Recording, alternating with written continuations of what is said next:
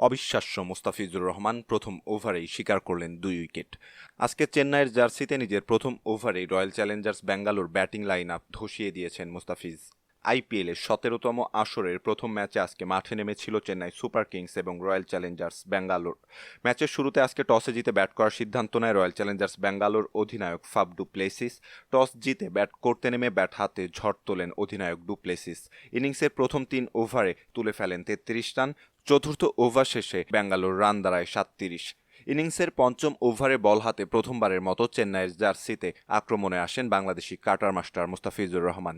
Dot ball দিয়ে নিজের যাত্রা শুরু করেন মুস্তাফিজ। পরের বলেই একটা 4 হজম করেন ফাফ ডু প্লেসিসের কাছে। জবাব দিতে খুব বেশিক্ষণ সময় নেননি মুস্তাফিজ। পরের বলটাই করলেন কিছুটা স্লোয়ার। মুস্তাফিজের পাতা ফাঁদে পা দিলেন ফাফ ডু প্লেসিস।